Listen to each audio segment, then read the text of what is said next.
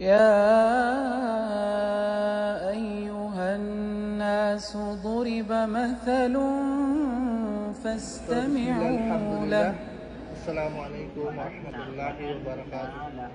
So, tinanong ko si nanay kung anong edad niya. So, sabi niya 48.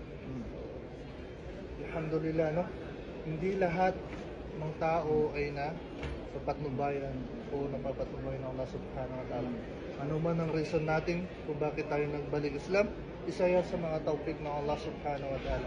Magkakaiba tayo ng dahilan kung bakit natin niyakap ang Islam. But ang importante ay na nagbalik loob tayo sa Allah subhanahu wa ta'ala. Ano ba yung reason natin bakit tayo nilikha ng Diyos? Lahat tayo galing tayo sa mga Christian. Lahat kayo Christian dati. Mga Christian, mga Catholic. Lahat kayo Catholic, di ba? Alam mo, your sister was your religion before. Hindu? Christian?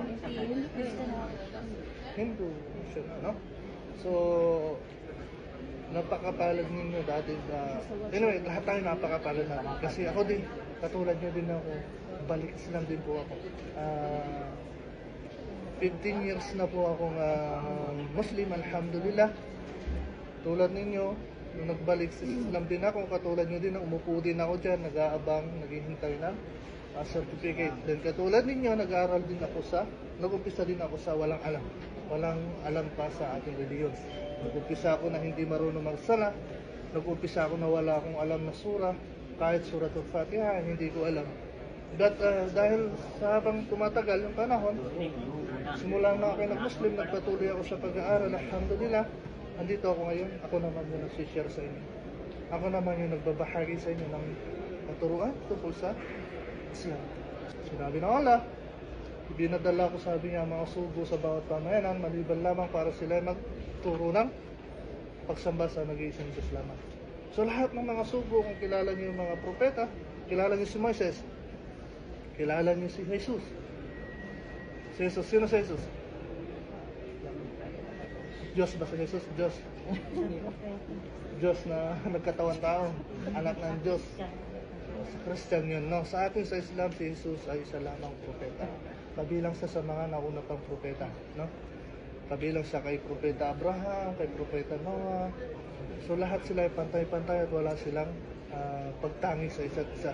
Lahat sila ay pinili ng Diyos mula sa mga tao para maging sugo at propeta, para magturo ng katuruan ng pagsamba lamang sa nag-iisang Diyos. Sapagkat yun lang ang dahilan ng bakit tayo nilikha ng Diyos. Sinabi din ng Allah subhanahu wa ta'ala sa banal na Quran, nilikha tayo ng Diyos maliban lamang para tayo sumamba sa Kanya. Nilikha niya mga jinn at mga tao maliban lamang para sumamba sa Kanya, sa nag-iisang Diyos. Kaya Allah subhanahu wa ta'ala, yun na lang ang tanging reason kung bakit tayo nilikha. Then, yung pagsamba, kapag sinabing pagsamba kasi, hindi lang yung pagpunta natin sa masjid, hindi lang yung pagsasala natin ng 5 times a day. Pag sinabing pagsamba, yan ay yung mga mabubuting salita na kalugod-lugod sa Allah na nagmumula sa ating bibig, at yung mga gawa natin na kalugod-lugod din sa Allah subhanahu wa ta'ala. Ngayon, nandito kayo kasi kukuha kayo ng certificate kasi kayo nagbalik loob sa Allah subhanahu wa ta'ala. Yan ay kalugod-lugod sa Kanya. Kasi ang pinaka-importante sa lahat, pinakakalugod-lugod sa Allah subhanahu wa ta'ala, kayo ay nagbalik loob sa Allah sa Kanya. Tayo ay nagbalik loob sa Kanya. So sa dating mga pagsamba o pagtatambal sa Kanya. Si sister dati siyang Hindu. Alam niyo ba sa Hindu ay meron silang maraming Diyos. Marami silang Diyos. In Hindus, you have too much God. No? Sometimes your God is a cow. Sometimes your God is like a tree or stone or rat or any animal. Alam niyo di ba sa Hindu na ang Diyos, minsan sumasamba din sila sa ari ng tao? Subhanallah. Imagine niyo yung sarili niyo na ganun ang ginagawa niyo. Sumasamba kayo sa baka, sumasamba kayo sa ari ng tao. So, isang malaking kalukuhan, di ba? Isang napakalaking pagkaligaw. Iisipin natin na baliw lang ang taong kasamba sa hari ng tao, di ba? Baliw lang ang taong sasamba sa baka.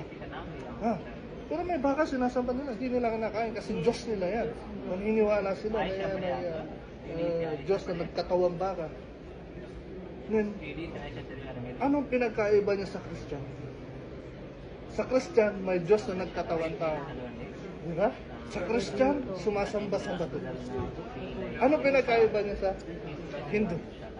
So, kung tutuusin, wala siyang pinagkaiba. At yun ay, kagalit-galit sa Allah subhanahu wa ta'ala. Isang malaking kalapastanganan sa nag-iisang Diyos na lumikha sa atin. Di ba? Ikaw, yung tatay mo, yung tatay mo, mayroon kang tatay, pero ang tinatawag mong tatay ay iba. Ano mararamdaman ng tatay mo, di ba? Di ba? Pinanganak kayo ng ina mo, ng nanay mo, isinilang ka niya, dinala ka niya siyam na buwan, si Sister Buntis. So, dinadala natin yung bata sa sinapupunan natin ng, kayo lang pala, hindi ako. Sinadala niyo yung bata sa loob ng siyam na buwan sa inyong sinapupunan, sinilang niyo, dumaan kayo sa pinakamasakit na pa. Masakit yan eh.